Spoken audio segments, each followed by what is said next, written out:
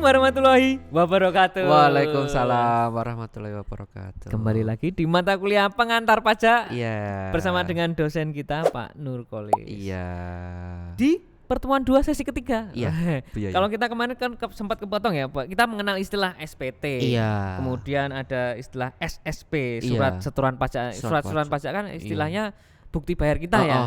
Terus kemudian kita mengenal istilah surat ketetapan pajak pada saat kita sudah nyetor. Iya. Terus dapat surat dari pajak ya, Iya, surat kantor pajak, kita ada kelebihan atau kurang bayar, makanya tertera dalam surat ketetapan pajak. Nah, kalau kurang bayar ya kita harus bayar. Betul. Tapi ada kelebihan, kita memiliki dua kemungkinan ya Pak ya. Ada restitusi ya langsung dibayarnya dari pajak, langsung ngasih duit dikembalikan, betul. atau mau diakumulasikan, misalkan kita besok yaudahlah nyimpen dulu di sana, nanti dikurangin pajak saya di tahun depan misalkan. Itu bisa juga. Ada dua pilihan. Nah, ya. Terus kemudian kita akan membahas tentang hak dan kewajiban dari wajib pajak. Ada hak dan kewajiban Ada ya. punya hak kewajiban. Kalau Anda sudah dikukuhkan sebagai seorang wajib pajak, maka kita memiliki hak dan kewajiban. Apa itu hak dan kewajiban? Saya jelaskan terlebih dahulu kewajiban dulu ya. Oke, kemudian yang pertama kewajibannya adalah mendaftarkan diri untuk mendapatkan NPWP. Kewajibannya kita mendapatkan NPWP dulu kalau kita seorang wajib pajak. Itu yang pertama. Yang kedua, melaporkan usahanya untuk dikukuhkan sebagai PKP, pengusaha kena pajak kalau kita punya usaha. Menghitung dan membayar sendiri pajak yang benar kalau misalkan kita itu punya usaha.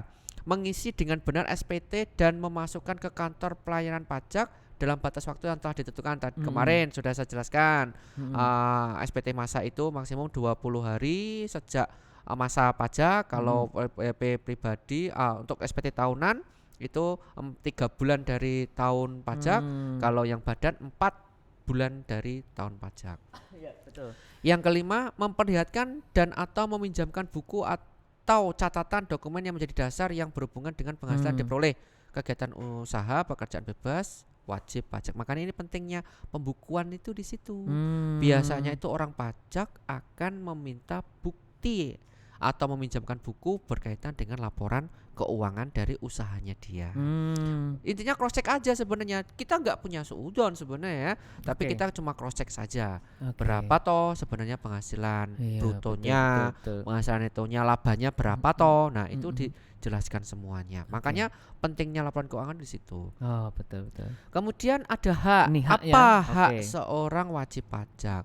Nah, untuk hak seorang wajib pajak yang pertama, pengajuan surat keberatan atau surat banding. Kalau misalkan ada surat ketetapan dikasihkan kita surat cintanya, kemudian kita itu merasa keberatan, boleh kita itu memiliki hak untuk mengajukan surat keberatan atau banding. Seperti itu. Iya, jadi kalau kita misalkan keberatan, wah kok mahal banget nih.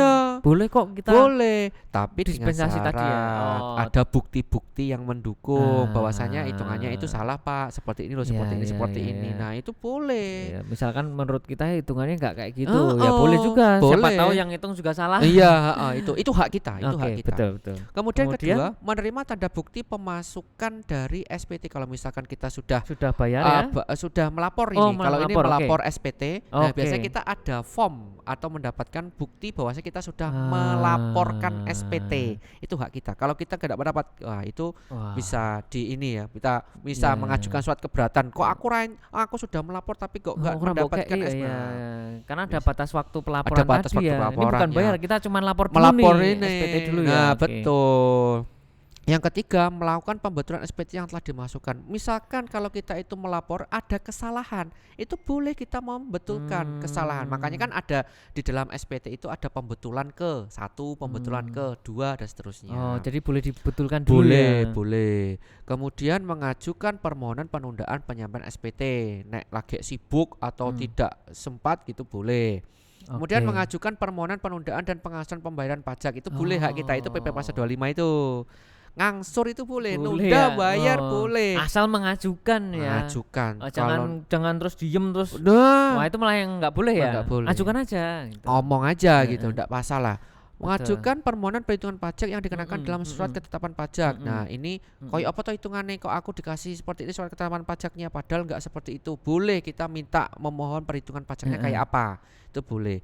Minta pengembalian kelebihan pembayaran pajak itu dan saya katakan tadi ya, restitusi. Nah, itu minta pengembalian kelebihan. Restitusinya di situ.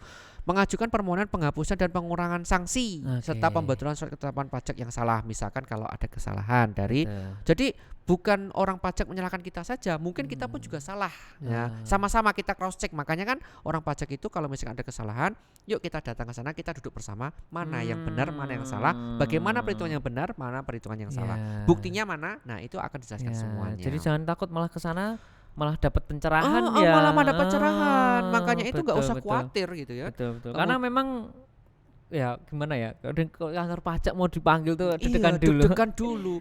Apalagi dikasih di ruangan khusus gitu. Waduh, kayak kita diinterogasi gitu. Padahal malah dibantu sebenarnya. Nggak usah khawatir. Karena kita memiliki hak ini. Jangan takut. Ya, jangan takut. Oke, kemudian memberi kuasa kepada orang untuk melaksanakan kewajiban. Kita boleh memberikan kuasa. Misalkan saya memberikan kuasa pada sekretaris saya atau bendara gitu, misalnya boleh ya. Boleh. Makanya kan kita sekarang banyak namanya konsultan pajak.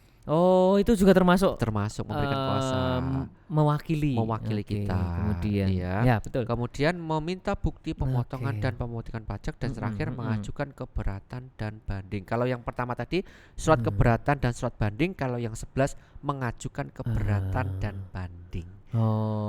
Beda ya. Kalau mengajukan surat tok, kalau ini saya keberatan, yaitu ngomong. Tapi kalau yang atas itu mengajukan suratnya ya. Kita bukan surat bahwa saya keberatan. Kalau yang nomor 11 mengajukan keberatan banding itu datang, kemudian Pak ini saya enggak ini, dan sebenarnya buktinya seperti ini. Nah, seperti itu. Gitu. Itu aja ini hak dan kewajiban dari kita memiliki NPWP ya. Sebagai wajib pajak, karena sebagai wajib pajak harus memiliki NPWP. Betul.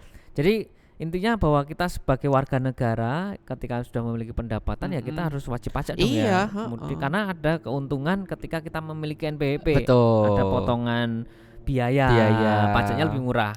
Nah, kalau kita sebagai wajib pajak ya otomatis kita harus melaporkan dulu. Jadi prosesnya, gambaran singkatnya kita harus melaporkan berapa kekayaan kita, berapa pendapatan kita, self assessment, baru nanti dihitung. Setelah dapat itu kita bayar kan, kita mendapatkan bukti setornya yang dinamakan dengan surat setoran pajak.